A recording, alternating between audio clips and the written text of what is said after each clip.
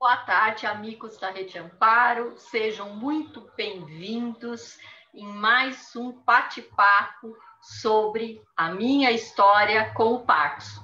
Hoje nós vamos ouvir, então, a história de uma pessoa que vive com Parkinson em Porto Alegre, no Rio Grande do Sul. Semana passada, então, o nosso primeiro convidado vivia lá em Macapá, no Amapá, no extremo norte do Brasil, e hoje nós vamos vir do extremo norte para o extremo sul do Brasil. Então, a gente vai para Porto Alegre, no Rio Grande do Sul. E eu vou deixar, então, que ele se apresente. Então, a palavra está com o nosso amigo da Rede Amparo.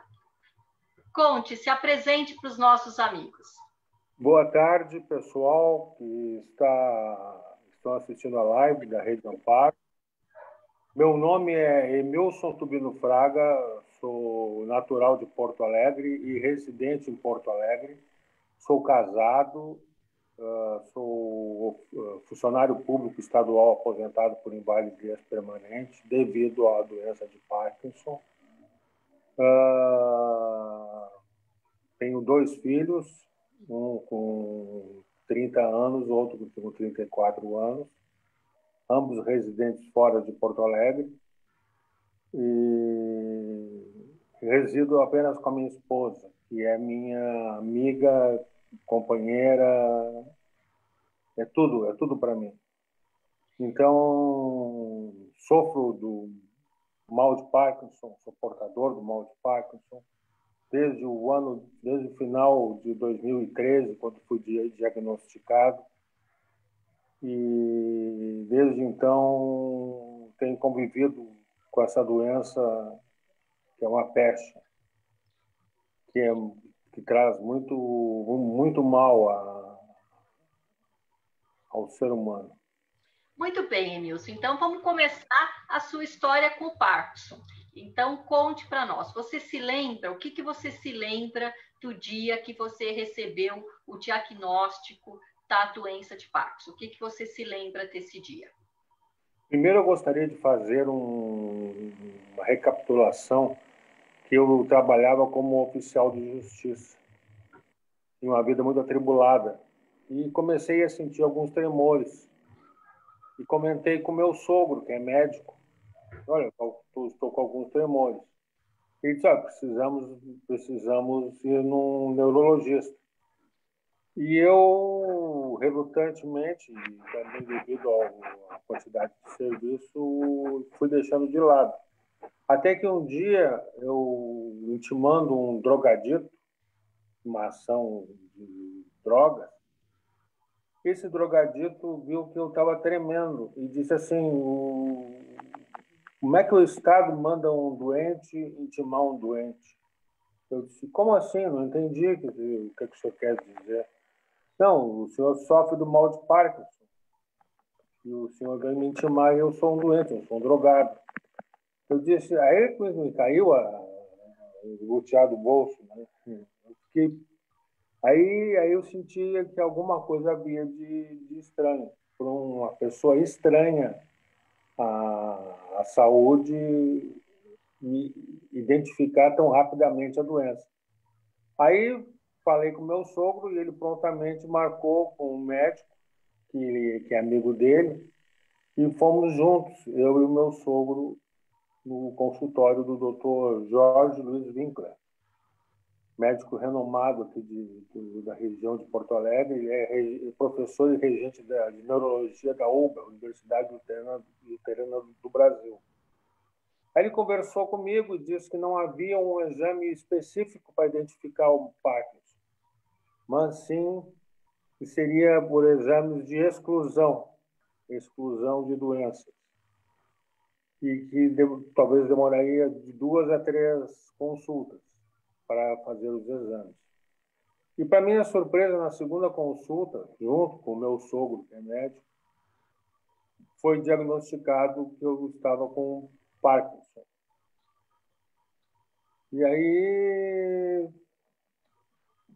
não foi um choque muito grande, porque o meu sogro, com a perspicácia dele, já é uma pessoa já mais idosa, E como médico também, ele soube levar, né, a situação de tal maneira, me explicando que não era o fim do mundo, que talvez aquilo ali fosse uma coisa, não era uma coisa séria, não era uma doença tão séria quanto as que já existem no mundo inteiro. E como eu me sentia relativamente bem, né, só tinha um pequeno tremor, eu achei que aquilo ali não ia se agravar, né? Hoje, no entanto, eu já estou no grau intermediário da doença. E, além do seu sogro, né, seu sogro te acompanhou na visita.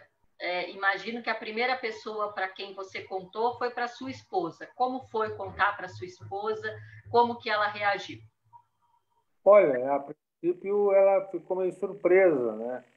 Mas como meu sogro também estava junto, ele tratou de acalmar, né? Acalmar a mim e a ela, né? E por isso foi mais tranquilo, né? E eu recebi a notícia bem, vamos dizer assim,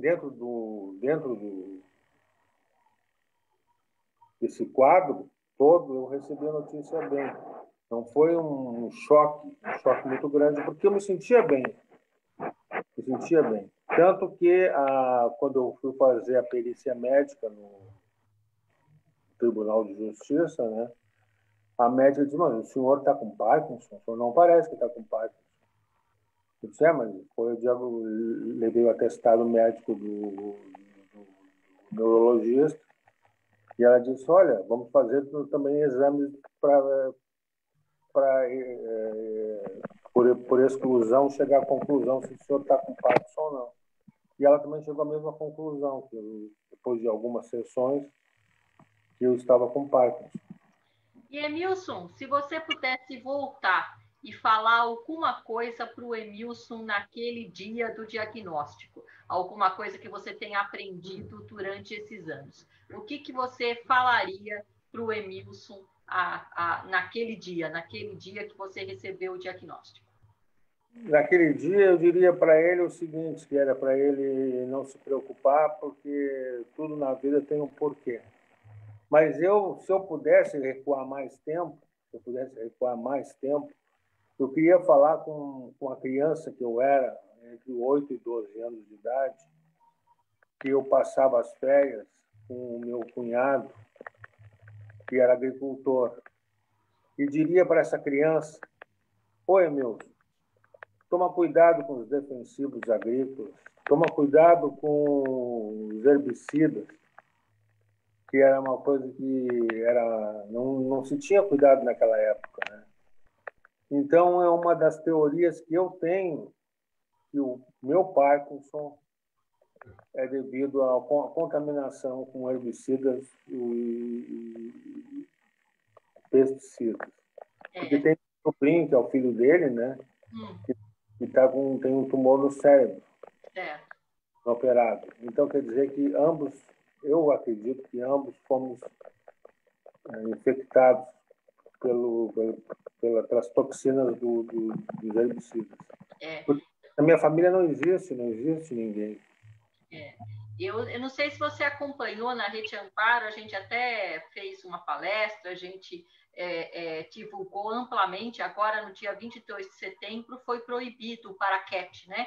O principal defensor agrícola ligado à doença de Parkinson, e ele ainda era permitido no Brasil, e ele foi definitivamente proibido agora, dia 22 de setembro de 2020, há alguns dias atrás. E, de fato, vários herbicidas têm sido relacionados, de fato, ao aumento do risco de doença de Parkinson, mas, particularmente, o paraquete é onde a gente tem o maior número de estudos, onde a gente tem o maior número de evidências, e ele só foi proibido no Brasil agora. E você sabe, Emilson, que teve ainda essa proibição, ela tinha sido já decidida em 2016, né? Então havia 4 anos para a adaptação de toda a área ligada à agropecuária para essa nova legislação, mas em julho ainda se tentou fazer um lobby para suspender a proibição definitiva do paraquete, que, graças a Deus, não foi bem sucedida, e o paraquete foi definitivamente banido do Brasil agora no dia 22 de setembro. Então, então a minha teoria está relativamente... Sim, tem evidências. Eu não sei se você teve contato com o paraquete ou não, mas sim, existem vários estudos mostrando essa relação, e especificamente com o paraquete. Com o paraquete, depois, se você quiser, ter uma olhadinha aí na nossa palestra da Rede Amparo, que a gente mostra vários estudos mostrando essa relação entre o paraquete e a doença de Parkinson. E o meu cunhado usava um borrifador com pressão manual, e a gente andava num trator, e aí, conforme o vento batia, o jato do pesticida, do herbicida, voltava para a gente. Então, a gente terminava o dia lavado. A gente nunca vai saber, né? Mas, enfim, você tem... existem evidências na ciência que, de fato, a exposição a esses defensores agrícolas, em especial, como eu falei, ao paraquete e alguns primos aí do paraquete, são fator de risco para a doença de Parkinson. Bom, e se eu pudesse voltar no tempo também, não tão jovem, mas ainda um jovem adulto, eu diria para ele... Eu trabalhei 30 anos como oficial de justiça sobrecarregado de serviço. Eu diria para ele no início da minha carreira: oi, meu, não te esvai em cansaço, em trabalhos excessivos, porque o estresse também pode causar o Parkinson. Era isso que eu ia dizer para ele, né? Para eles, para os dois, né? Para o menino e para o jovem. Que bonito. Essa é uma reflexão ampla, né? A gente vai aprendendo durante a vida, né? É uma reflexão bonita. E me fale, Nilson, o que você sabia sobre o Parkinson antes do diagnóstico? O que você sabia sobre essa doença? Praticamente não sabia nada. Só sabia que havia tremores. Que havia tremores. Aí eu fui me esclarecer junto à internet, né? Mas primeiramente junto ao médico, meu neurologista, e junto ao meu sogro, né? Que me esclareceram. Certo. Então... Só que o médico foi brando, né? Então os dois médicos foram brandos. E na internet eu vi que pode chegar até a demência, né? E como foi esse contato com essas informações, Emilson? Quer dizer, você no começo achava que era só tremor, o seu sogro te tranquilizou, o seu neurologista também te tranquilizou, e daí você foi tomando consciência, então, que além de sintomas motores, tinha outras alterações que não eram motoras. Você citou agora que em alguns casos pode envolver uma demência. Como foi você tomando conhecimento dessas informações? Qual foi a sua reação? Fui tomando um susto, né? Um susto, mas eu não conseguia ver adiante, porque eu estava, como é que se diz? Eu estava na fase inicial, né? Eu não tinha tomado, assim, não tinha caído a ficha que era uma doença evolutiva e degenerativa. Eu pensei que ela fosse evolutiva, degenerativa, mas ao longo de anos não fosse tão rápido. 2013 para agora são 6, 7, 8 anos, e já estou no estágio intermediário, entendeu? Então, eu estou vendo, pelo que eu andei estudando, pelo que eu andei lendo, pelo que eu andei me informando, que não existem remédios ainda que curem o Parkinson. Existe, por exemplo, a fundação do Michael J. Fox, aquele ator americano, a fundação para tratar do Parkinson. Ele, numa universidade lá da Austrália, foi descoberto uma molécula MCC 950, que este ano, em 2020, estaria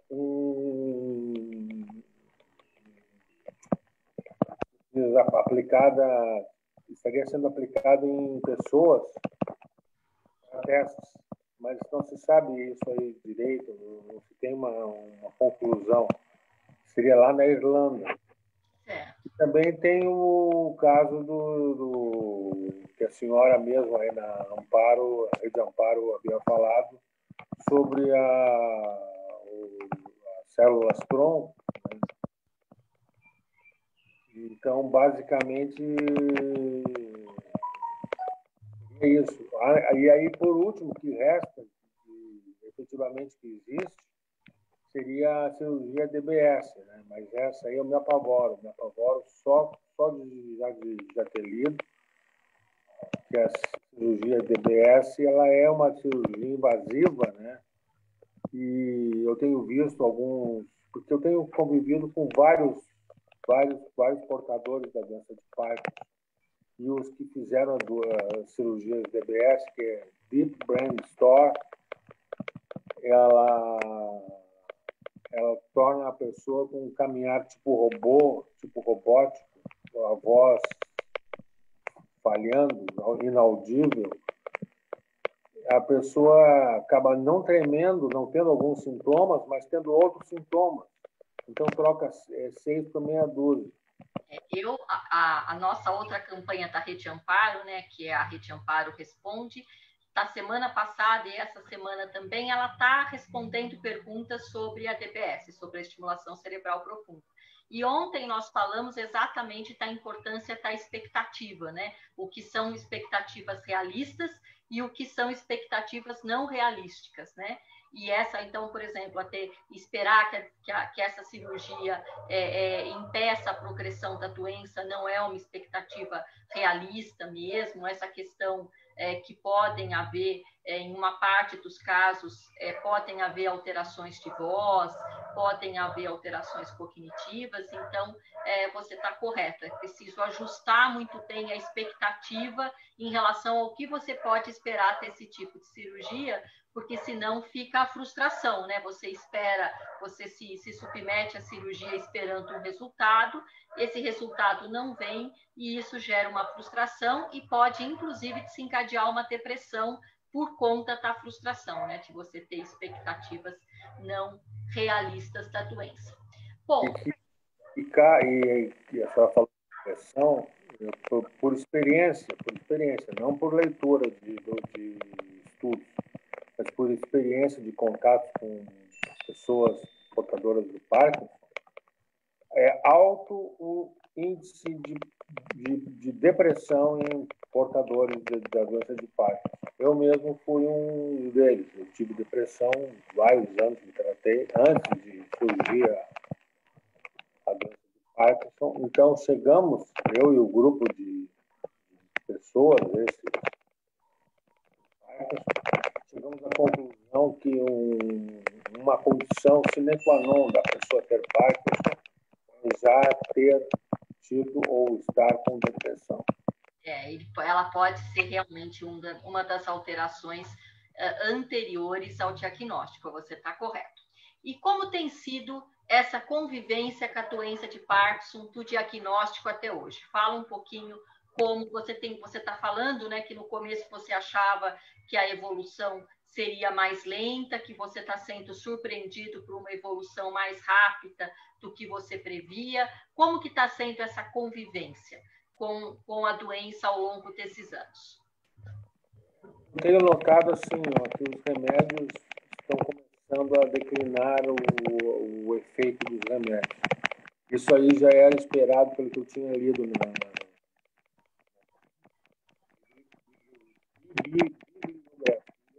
referente ao Parkinson.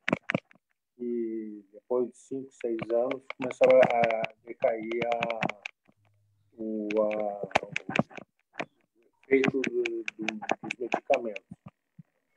E eu estou notando o seguinte também, que o meu organismo está rejeitando, começando a rejeitar, por exemplo, o Pramipexol. Está rejeitando assim, de tal maneira, eu nunca tinha pensado, que eu comecei a tomar alguns anos, não fazia isso, agora na aula,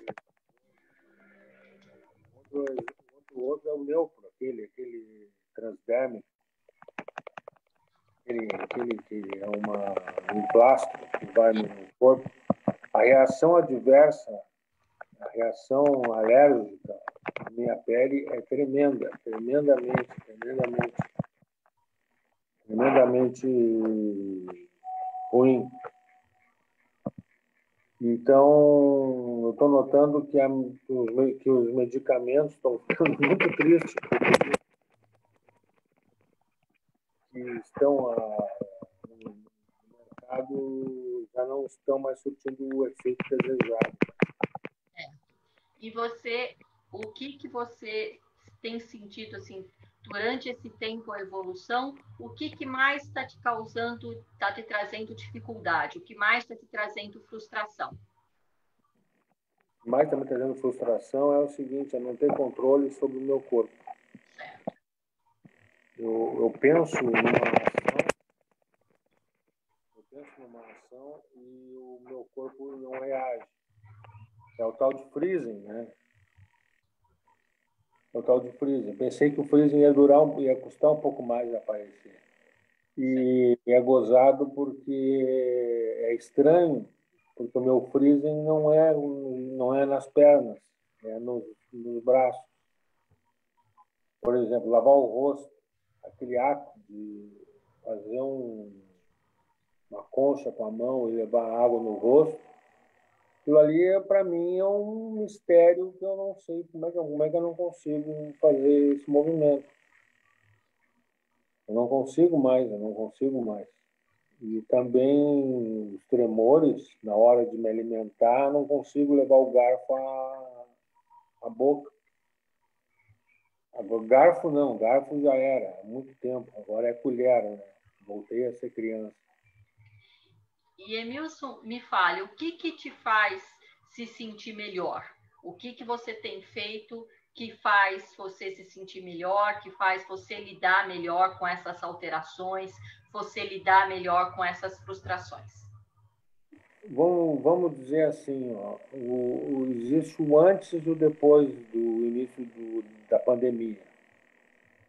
Antes da pandemia, eu vinha com um sistema rígido, vamos dizer rígido, de exercícios físicos, e era basicamente a caminhada nórdica, com bastões usados em esqui para neve, né? Só que é utilizado em caminhadas, porque com os bastões a gente, além de exercitar todo o corpo, exercitar os braços e o tórax, exercita as pernas, e também os bastões ajudam também no equilíbrio, né? Porque um dos sintomas do Parkinson é a perda do equilíbrio.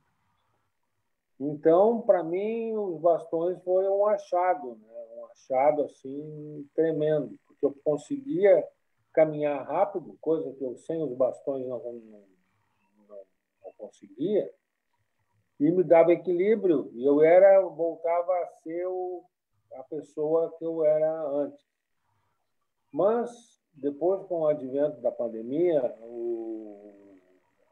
a prática de caminhada nórdica foi interrompida na Universidade Federal do Rio Grande do Sul, que é um projeto que tem ali na universidade. Então, o que aconteceu? Eu me fiz o distanciamento social, porque eu faço parte do grupo de risco. Além de ser idoso, tenho pressão alta, minha esposa também. Então, praticamente, o que eu tenho feito é alongamentos aprendidos na caminhada nórdica, né? Porque a rigidez muscular continua imperando, e então, como é uma coisa natural o alongamento, porque os animais, assim que acordam, a primeira coisa que fazem é se alongar, né? Eu aprendi junto à natureza e com os professores que o alongamento é benéfico à rigidez muscular. Mas só isso não está faltando, não tá ajudando. Está faltando o exercício físico. Outra coisa que eu notei é o seguinte: por exemplo, eu estou medicado, Tô dentro do período da medicação normal que suspende os sintomas do Parkinson. Mas se por algum motivo qualquer me emociono, fico alterado emocionalmente, é como se cortasse a medicação, como se eu não tivesse tomado medicação. Então, eu tenho que estar constantemente num ambiente calmo, vendo filmes. Por exemplo, se eu vou ficar sentado numa poltrona vendo filmes calmos, nada de tiro, de sangue, de guerra, de batalha. E então, para mim, me manter calmo é isso agora, atualmente. Você sabe que eu sempre explico, Emilson, que conforme a gente vai envelhecendo, a gente tem um tanque reserva no cérebro. Vamos pensar que a gente tem, sabe que nem o carro tem um tanque reserva? A gente também tem um tanque reserva no carro, no cérebro. E conforme a gente vai envelhecendo, esse tanque vai ficando menor.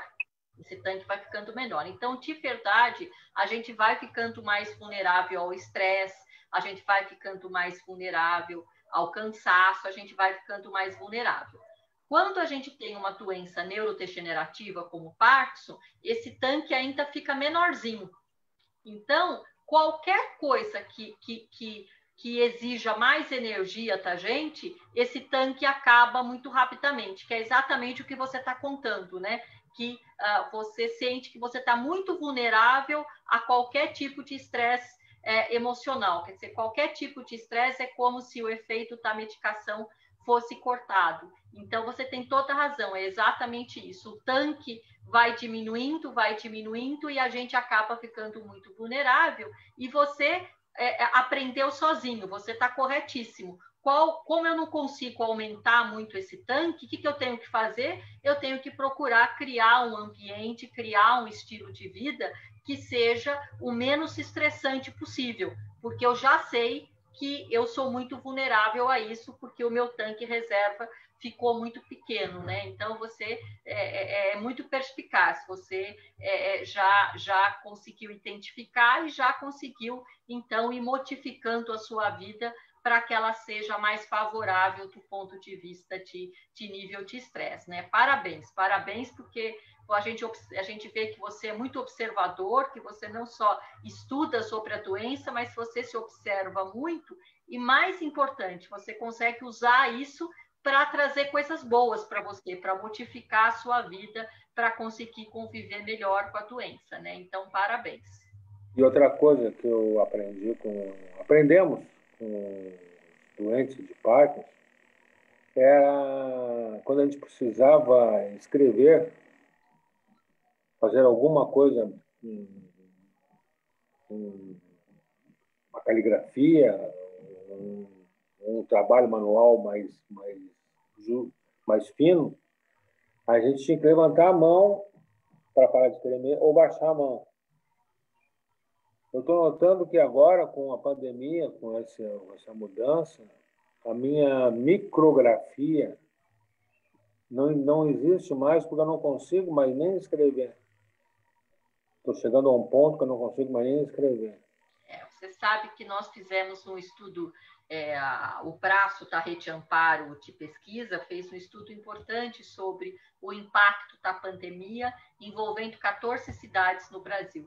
E sem dúvida nenhuma, as pessoas com Parkinson de todo o Brasil sofreram muito com esse distanciamento físico, com a suspensão de todos esses cuidados, não só da prática de exercício físico, da fisioterapia, mas da fonoaudiologia, de todas as atividades que eram feitas nas associações, que são atividades importantes para a qualidade de vida, para os aspectos emocionais da doença. Então, de fato, a gente pode ver que em todo o Brasil, e foi interessante, viu, Emilson? Porque a gente viu que em todo o Brasil, independente da classe social, ou seja, independente da classe social, isso afetou todo mundo por igual, ou seja, a pandemia foi democrática para as pessoas com Parkinson, as pessoas com nível social melhor, ou um nível socioeconômico melhor, ou pior, sofreram da mesma forma o impacto dessa pandemia. Então, você tem toda a razão no que foi o que nós encontramos também. Isso não é só o seu caso, não é só na sua cidade, a gente tem cidades nas 5 regiões do Brasil e a gente pôde observar que, infelizmente, isso afetou as pessoas com Parkinson de todo o Brasil. E como é viver com Parkinson em Porto Alegre, Emilson? O que Porto Alegre tem de bom para quem vive com Parkinson e o que Porto Alegre precisa melhorar para quem tem Parkinson? Eu assisti a outra live com... Não me lembro o nome dele, lá de Macapá. Isso. E lá não tinha grandes adaptações para pessoas portadoras de deficiência. Sim. Porto Alegre, graças a Deus, eu até anotei algumas coisas aqui, para não me esquecer, devido aos legisladores, tanto na esfera municipal quanto estadual, e eles sempre olharam com atenção para essas pessoas, PCDs, pessoas com deficiência. Então, com isso, criaram leis que possibilitaram a inclusão de deficientes no seio da sociedade. E vem algumas, assim, por exemplo, edifícios públicos e privados com rampas e elevadores específicos. Por exemplo, o prédio da Receita Federal é um prédio que tem elevadores, como todo prédio tem, né? Mas havia uma escada com mais ou menos uns 40, 45 degraus entre o estacionamento e o andar de entrada.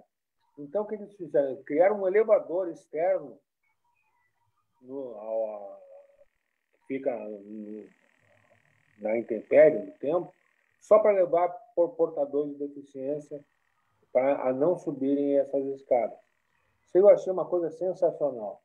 E na frente do elevador tem vagas para deficientes físicos. E junto à Prefeitura de Porto Alegre, a gente, comprovando a deficiência física, consegue cartões de estacionamento em vagas reservadas. Áreas azuis reservadas para deficientes. É outra coisa também que melhorou em grande parte a nossa vida. Supermercados, shoppings também têm vagas para deficientes, para pessoas idosas, gestantes. E também, outra coisa também que eu achei muito interessante nesses anos que eu me tornei um PCD, é que tanto o município quanto o Estado fornecem medicamentos gratuitos para a população. E o Estado, principalmente, fornece vários medicamentos para o Parkinson, que é o Azilect, por exemplo, o Pramipexol, 1 miligrama, que são de valores elevados no mercado. Eles fornecem esse medicamento. Então, seriam basicamente isso, né? E os meios-fios nas esquinas são rebaixados, coisas que lá em Macapá não tem. Então, a cidade está bem evoluída nesse aspecto. E outra coisa... o que a senhora ia falar? Não, completo. Por favor, Emilson. Não, e outra coisa,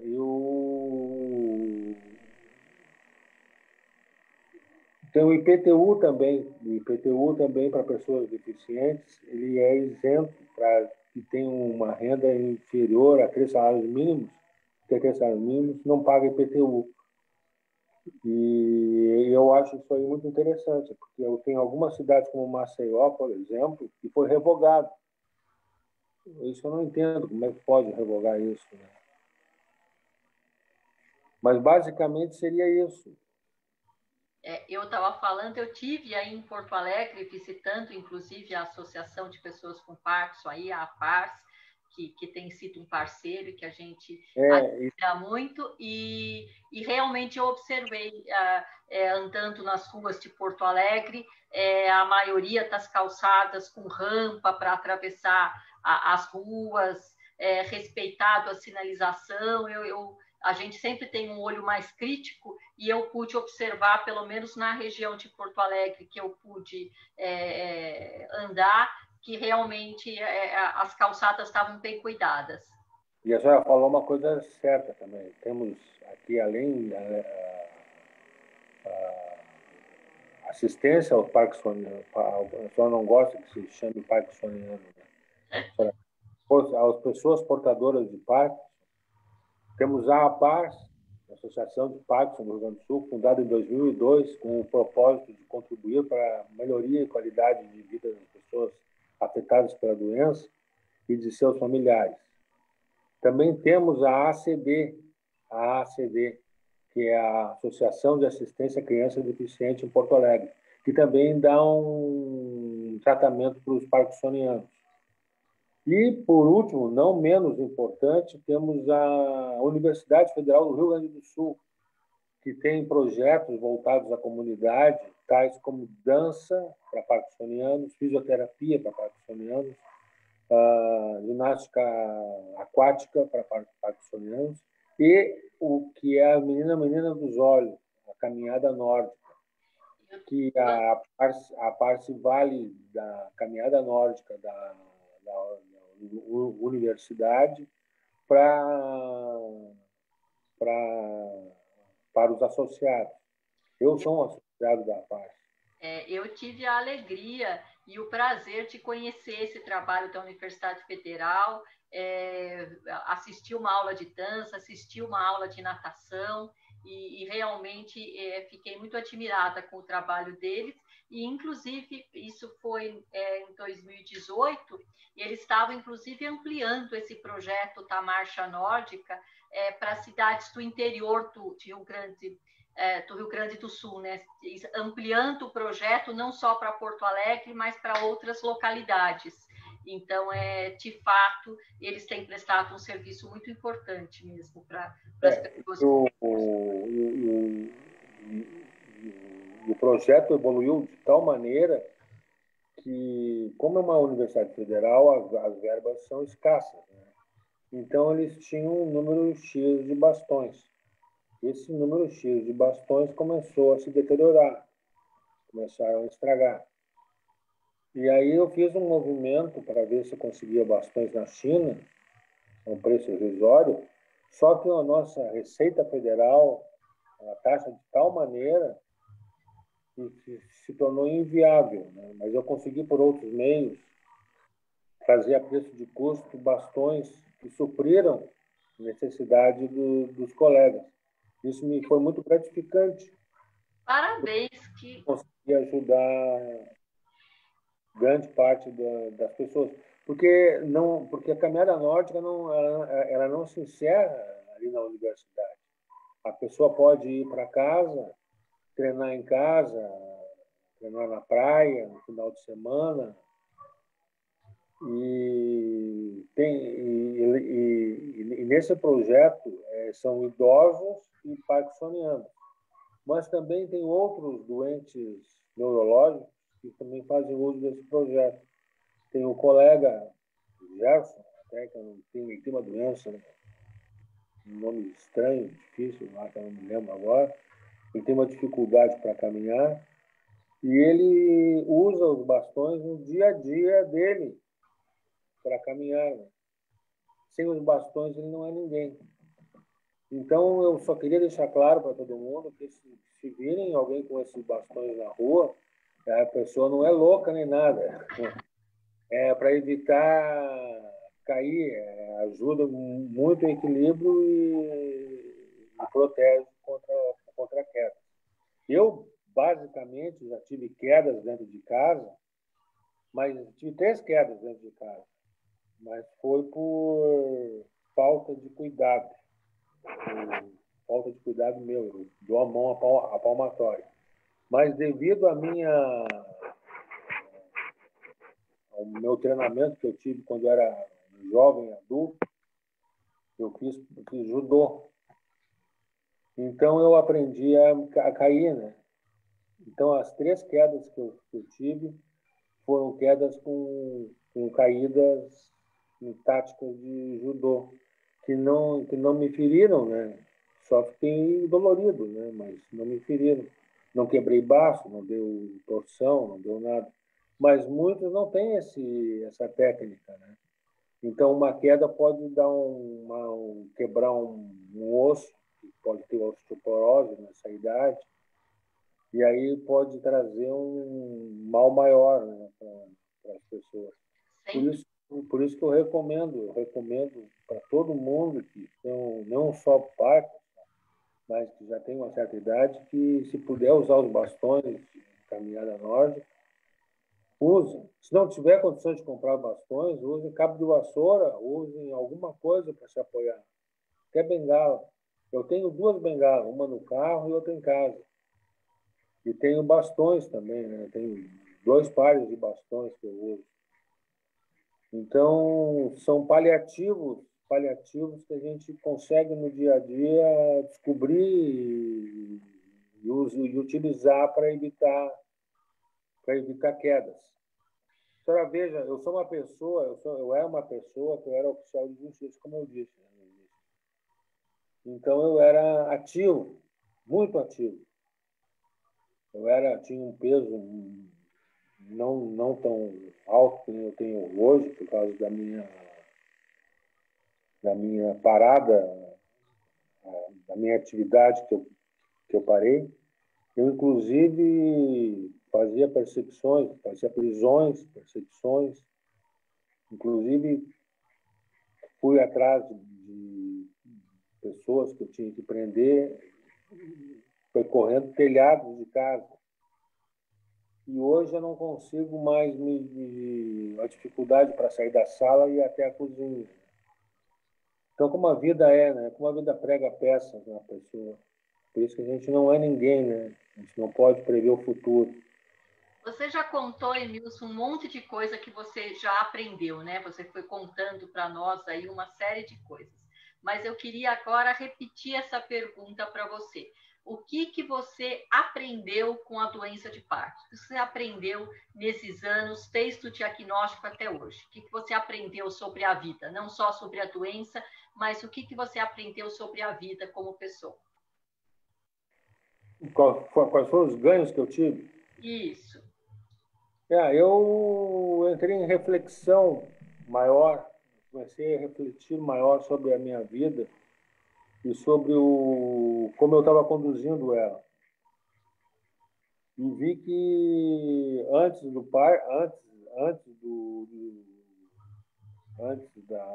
do diagnóstico do Parkinson, a minha vida familiar estava relegada a poucas horas do dia. E é quando eu chegava em casa à noite, cansado, só tinha tempo de tomar um banho, jantar e voltava a trabalhar em casa. Só que dessa vez no computador. Então eu trabalhava muito, trabalhava muito. Então eu não tinha tempo quase para a família. Então o que aconteceu? Eu vivia só correndo, só trabalhando, só estressado. Então o que acontece? Depois que eu parei, consegui refletir, eu não sei se é por causa do Parkinson ou era por causa da reflexão, eu me senti mais emotivo, mais sentimental e mais chegado à família. E outra coisa também, e outra coisa que eu achei interessante, e eu não sabia disso, é que o sono do parkinsoniano, ele é mais agitado. Ele é mais. Então eu sonhava com situações belicosas, com brigas, com guerras, com situações de briga, né, envolvendo esforço físico. E eu me vi 3 ou 4 vezes caindo da cama, de tanta luta que eu fazia na coisa. E a minha esposa, coitada, já levou até alguns socos, coitada. Me sinto até mal, né, disso ter acontecido. E uma das vezes, desses sonhos que eu tive, foi tão intenso, que ele ficou gravado na minha memória. Porque normalmente os sonhos que a gente tem se desvanecem conforme o passar do dia, né? Do dia seguinte. De manhã a gente acorda já sabe, lembrando do sonho, aí meio-dia já um terço só ficou na memória, às vezes nem isso, às vezes meio-dia, já nem se lembra mais do sonho. E teve um sonho que ficou gravado na minha memória. Ficou. Passou um dia, 2 dias, 3 dias, uma semana, e eu contando para minha esposa. Disse, olha, aquele sonho que eu tive não quer sair da minha memória. E ela disse para mim assim, por que tu não escreve um livro? Então, escreve sobre o sonho, não o livro, escreve sobre o sonho. Aí eu escrevi e acabou saindo um livro. Acabou saindo um livro. O Infiel. Decorrente de um sonho de Que capa linda! portador de Parkinson. Ele é o infiel, não é por infidelidade matrimonial, é infiel por aspectos religiosos. Certo. O infiel, na realidade, que existe para o muçulmano é um não adorador do Alcorão. Esse é um infiel. Então, esse meu livro é um livro que veio de um sonho parkinsoniano. Que coisa bonita! Você fez, na verdade, você fez de um pesadelo, você construiu um livro. Olha que coisa mais bonita, de uma experiência negativa, ou seja, de uma alteração não motora da doença de Parkinson, perturbadora, que atrapalha a qualidade de vida, você conseguiu pegar isso e transformar em uma coisa boa, que foi produzir um livro, que é um grande feito, né? Tem aquela máxima, né, que um homem tem que fazer 3 grandes coisas na vida, né? Plantar uma árvore, ter um filho e escrever um livro. Então, escrever um livro não é pouca coisa. Então, que história bonita, que experiência bonita. Esse livro está sendo traduzido para o inglês e vai ser lançado nos países de língua inglesa. Que maravilha! Parabéns, Emilson. Que história bonita. Que história bonita. Eu tenho mais 2 livros. Um é a sequência desse livro. Aí não foi mais com sonho, porque a fonte dos sonhos secaram quando o meu neurologista me receitou Rivotril. Aí ele me deu a fonte dos sonhos. Certo. O Rivotril parou com esses sonhos belicosos. Mas então, o ganho que eu tive com o Parkinson foi essa volta que eu tive para introspectiva, e foi esse ganho que eu tive em relação à literatura, que foi uma coisa inesperada, né? Foi uma coisa que apareceu num pesadelo, né? E também um outro hobby é a música. Eu já compilei em torno de... garimpei, vamos dizer assim, na internet, em torno de 3.000 músicas. Nossa! E eu coloquei num tablet as músicas, tenho uma caixa de som acústica muito boa, tenho um microfone, acabei me tornando um DJ da família. Que ótimo! Ou seja, descobriu novos talentos artísticos. Coisa que eu nem pensava, né, antes, né, como oficial de justiça. Era muito truculento, era muito atividade muito truculenta, né? Ou seja, a perda do vigor físico fez que você encontrasse prazer nas coisas mais sutis, nas coisas mais artísticas, né? Que coisa bonita, né? Isso é bonito, é um ganho muito importante, né? Virei também parte da literatura, poesia. Eu faço rimas, poesias com rimas. Inclusive nos meus 3 livros, tem rimas, tem poesias. Coisa que eu acho que eu nunca seria capaz de fazer. Eu fico imaginando quem te conheceu perseguindo alguém aí pelos telhados de Porto Alegre, como se surpreenderia positivamente com o Emilson de hoje, você não acha? Sim. É que eu tive uma educação muito polivalente, né? Primeiro eu me formei como engenheiro eletrônico, depois eu estava recém-casado, comecei a fazer a especialização em engenharia nuclear. Aí a família começou a crescer e eu tive que largar a faculdade. E depois, quando era oficial de justiça, voltei a estudar de novo. Me tornei bacharel em Direito. Então, tudo isso aí somado me ampliou minha gama de conhecimentos para que eu pudesse voltar para esse lado mais introspectivo, né? Mas a gente tem que pensar, né, Emilson, que se a doença não tivesse cruzado a sua vida e não tivesse tirado uma parte do seu vigor físico, talvez você ainda tivesse centrado nesse vigor físico e tivesse dado menos espaço para esses seus outros talentos, né? Para essas questões esses talentos mais sutis que você tinha, né? Então, sem dúvida nenhuma, quando você fala que isso foi um ganho, eu concordo com você. Acho que foi um ganho mesmo, porque eu tenho certeza que você se tornou uma pessoa melhor. E, Emilson, quais são os planos para o futuro? Os planos para o futuro. Os planos para o futuro é o seguinte: eu quero escrever outros livros, já tenho até o material já na cabeça. Quero viajar, porque meus filhos não moram comigo, não moram em Porto Alegre. Um mora no interior do estado, no litoral norte, e devido à pandemia não estamos podendo visitá-lo, né? E o outro, o mais velho, mora na Austrália. Nossa! Esse aí é mais difícil de se visitar, né? Então, eu quero ver se eu reúno forças para poder fazer essas viagens, para matar a saudade.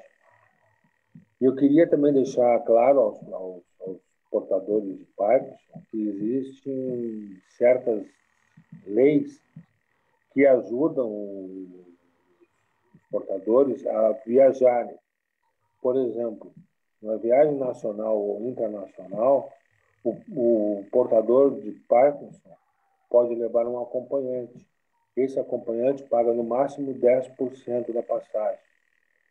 Então, quer dizer que é mais um conhecimento que eu gostaria de passar para as pessoas que, às vezes, por falta de conhecimento, não sabem disso. Também a aquisição do carro importado não, carro adaptado. Também tem um desconto de IPI, ICMS, IOF e IPVA. E para viajar também, né, que é muito importante que as pessoas não tenham constrangimento de pedir todo tipo de auxílio, né? Tem cadeira de rodas. Cadeira de rodas, desembarque prioritário, desembarque prioritário, para passar na migração, para passar na alfândega, então que as pessoas usem todos esses benefícios, né? Isso a gente vê que as pessoas que moram no hemisfério norte, né, seja na América do Norte, seja na Europa, eles usam todas essas facilidades sem nenhum constrangimento. Infelizmente, a nossa cultura latina ainda tem uma série de reservas para se pedir esse tipo de auxílio, né? Então, a gente precisa também desconstruir essas resistências para que, de fato, a pessoa possa usar todos os seus direitos, todos os seus privilégios, que são absolutamente merecidos. Inclusive, eu disse para um colega, portador da doença de Parkinson, que ele podia viajar, que ele queria viajar, né, para o Nordeste, para ele fazer isso. E como estava muito arraigado nele, que não tinha isso aí, ele não aceitou, mesmo dizendo o número da lei, do que ele podia fazer, tudo, ele acabou não aceitando e pagando passagem para acompanhante dele. Eu concordo com você, é a minha experiência também. Eu tenho visto muitos casos que as pessoas abrem mão desses direitos, porque é um direito. então abrem mão desses direitos porque, de alguma forma, se sentem constrangidas em serem identificadas como pessoas com Parkinson. E a gente, aqui na Rede Amparo, a gente tem trabalhado muito para que esses preconceitos sejam vencidos, mas não é só o preconceito de fora em relação à pessoa com Parkinson, é o preconceito de dentro também, né? Esse preconceito da própria pessoa. E eu queria dizer outra coisa que eu aprendi na carne, a dureza na carne, foi escovar os dentes. Muita dificuldade em escovar os dentes. Até que eu descobri a escova elétrica, que foi uma descoberta da América para mim. Foi uma coisa assim de outro mundo. E saúde dental é tão importante, né? Porque várias doenças, elas entram pelos problemas de gengiva, pelos problemas de dente, né? Então, a higiene bucal é fundamental e realmente você tem toda a razão. Uma coisa que é barata, que hoje é muito mais acessível e que é um grande facilitador dessa atividade. Emilson, que mensagem que você deixa para as pessoas que estão né, que estão tomando contato com a doença de Parkinson agora? Qual é a mensagem que você deixa para essas pessoas que estão aí,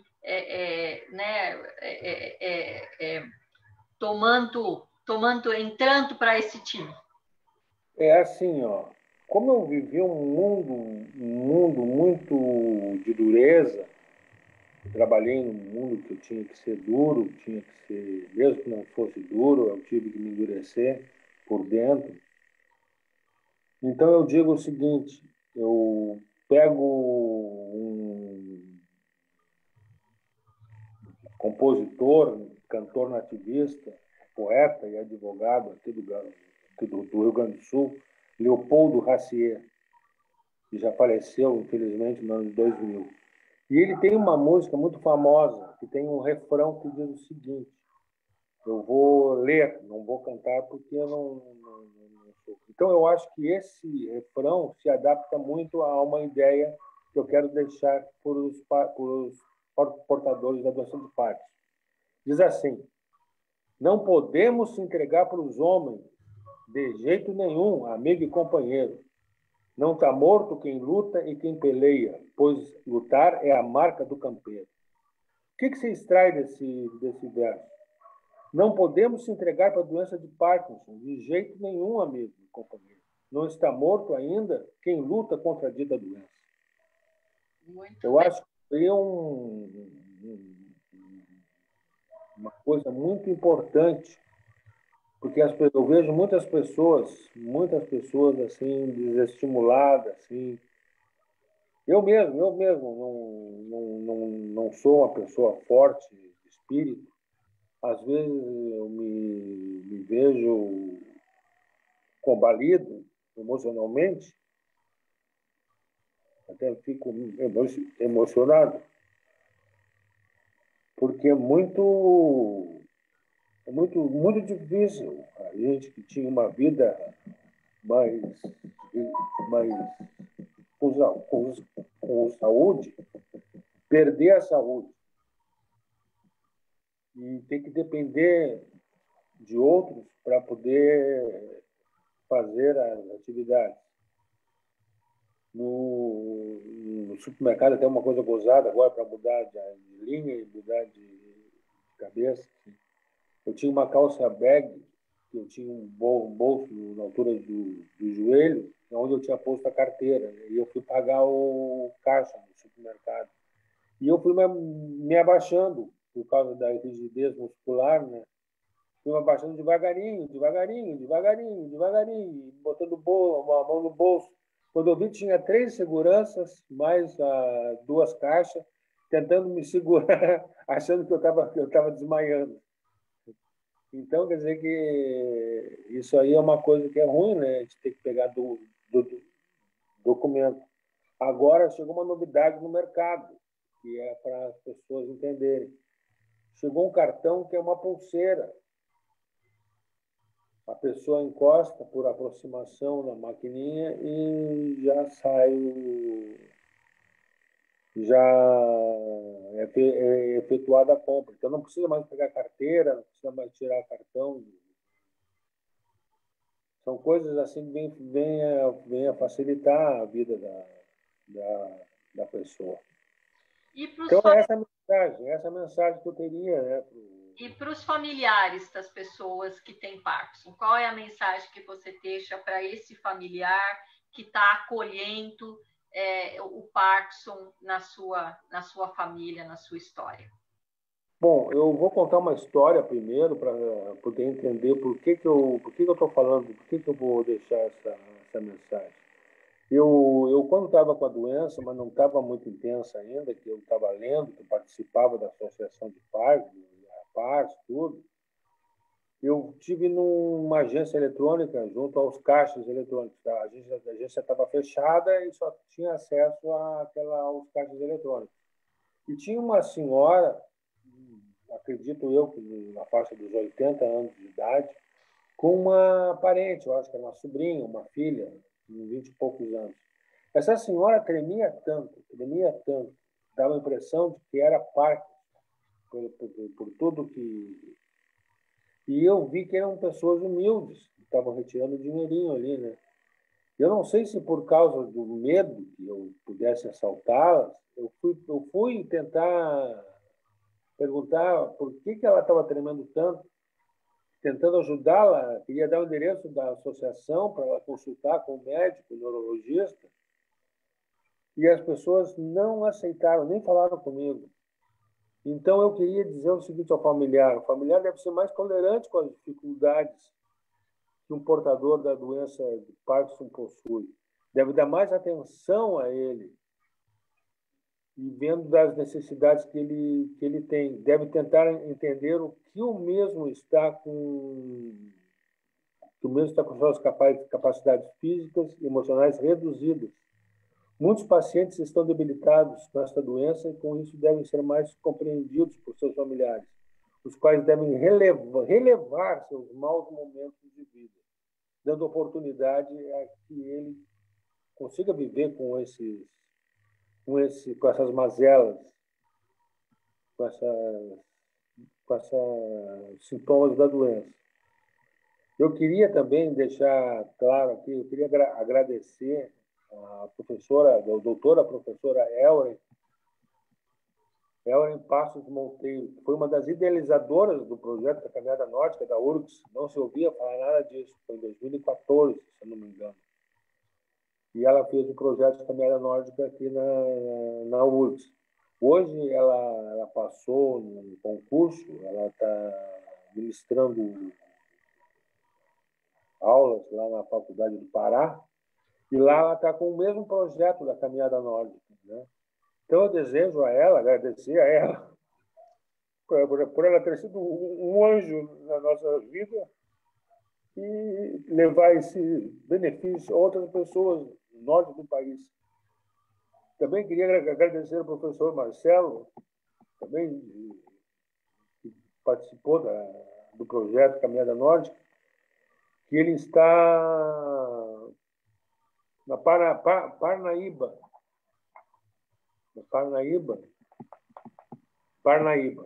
no Piauí, na Faculdade Federal do Delta do Parnaíba, também já com projeto de Caminhada Norte. Então, quer dizer que é uma coisa que está se espalhando, né? E eu acho isso muito importante, que não fique só nos centros mais avançados, mas que se espalhe, porque a dificuldade do parkinsoniano para se deslocar, para ir fazer uma terapia, é muito difícil. Eu vejo por mim, né? Eu moro perto, já é difícil. Imagina um que mora em outro município.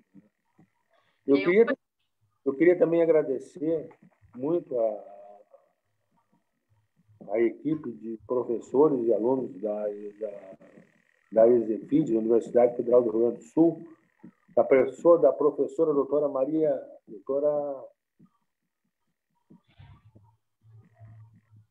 eu tinha o nome deles aqui, está aqui,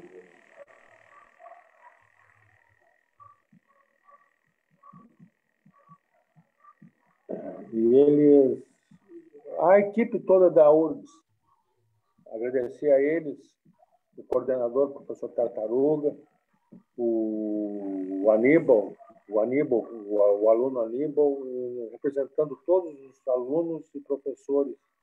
Eu queria agradecer pelo incentivo que eles estão dando. Agora estão dando aulas virtuais de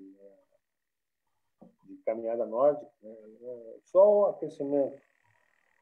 E queria agradecer à senhora, principalmente, a doutora Maria Elisa, por esse maravilhoso trabalho que a senhora está fazendo junto à Rede Amparo e aos doentes de Parkinson, possibilitando maior conhecimento da doença de Parkinson aos portadores e seus familiares, cuidadores e demais profissionais de saúde. Por fim, eu queria agradecer a uma pessoa especial que tem sido o meu anjo da guarda, minha escudeira, minha enfermeira, minha cuidadora, a minha amada e querida esposa, Elizabeth Terezinha Oliveira Fraga, que não mede esforços para me ajudar até nas ações mais simples da minha vida, tornando minha existência menos dolorosa e aflitiva, e que sou imposto pela doença de Parkinson. Gostaria de deixar claro também que o que me moveu a participar dessa live é a contribuição que talvez eu possa ter oferecido da minha experiência de vida, mesmo que de forma sucinta e modesta, aos portadores da doença de Parkinson, seus familiares, cuidadores e demais profissionais da saúde. E a Elizabeth está aí para a gente falar um oi para ela? Não, ela não está. Então, deixe aí o nosso abraço para ela, a nossa admiração, não só para ela, mas para todas essas pessoas que são os pilares das pessoas que estão convivendo com Parkinson. Então, fale que nós deixamos aí um grande abraço para ela. E a Elrin, eu tenho o prazer de conhecer a Elrin, e ela é uma seguidora aqui da Rede Amparo, então eu tenho certeza que ela vai nos ouvir, que ela vai nos ver. Então, eu também deixo um beijo para ela. Certo? Eu também queria, por último, e já tomando o tempo importante da senhora, agradecer aos meus filhos pela confiança que eles estão tendo em mim. Porque muitos acham que a gente é doente também mental, né? Que essa doença não é física, é física e mental. Não, mas eu sou lúcido ainda. Quero agradecer a eles por me apoiarem nas minhas atitudes. Qual é o nome deles? O mais novo, que tem 30 anos, é o Bruno Fraga, e o mais velho, que está na Austrália, é o Paulo Fraga. Então, o nosso abraço também para o Bruno e para o Paulo, que são filhos presentes e filhos que respeitam a sua autonomia, que sejam também inspiração para os filhos que estão nos ouvindo, para os filhos das pessoas com Parkinson, que é verdade o que você falou, que continuem respeitando e que continuem acolhendo os seus pais, mas respeitando a autonomia deles, né? Não, a gente não pode desrespeitar a autonomia de todas e de cada pessoa com Parkinson. Então, deixe-me aí nossa admiração, nosso abraço, e que eles sejam inspiração para todos os outros filhos que estão aí nos ouvindo. E eu queria também, por último, já encerrando, agradecer ao doutor Jorge Luiz Winkler, meu neurologista, que também é meu dermatologista, é o meu tudo, é meu amigo, meu parceiro, e também é o meu sogro médico, doutor Luiz Carlos Monson de Oliveira, que me acompanhou no diagnóstico e tem me dado muita força. Tem sido também meu médico clínico geral. E também a minha sogra, dona Valdira Oliveira. Também tem sido muito importante o apoio. Por toda o seu contribuir com coisa. Por toda a sua fala, a gente vê a importância da família no apoio para essa convivência pacífica com o Parkinson, né, Emilson? Então, parabéns para toda a sua família que tem sido apoiadora dessa sua convivência com o Parkinson. Eu peço desculpa a emotividade que eu tive, porque eu também tinha me proposto a não ser emotivo, mas a gente começa a falar sobre isso. É porque a conversa é verdadeira, né, Emilson? Eu também acabo me emocionando porque a gente vê que tem verdade. E essa é a nossa proposta, que seja uma conversa... agora eu vou me emocionar, mas que não seja uma conversa técnica, que seja uma conversa verdadeira. Essa é a nossa proposta. E eu agradeço imensamente a você por se dispor até essa conversa verdadeira, falar de coisas que nem sempre são fáceis, mas essa sua disposição de compartilhar de uma forma verdadeira a sua história. Eu estou à disposição sempre que for possível, sempre que precisarem de mim, eu estou à disposição para ajudar o próximo, principalmente se o próximo for portador da doença de Parkinson. Muito obrigada, Emilson. Muita minha gratidão por ter compartilhado de uma forma tão verdadeira a sua história conosco. Muito obrigado e tudo de bom para a senhora e para a Rede Amparo.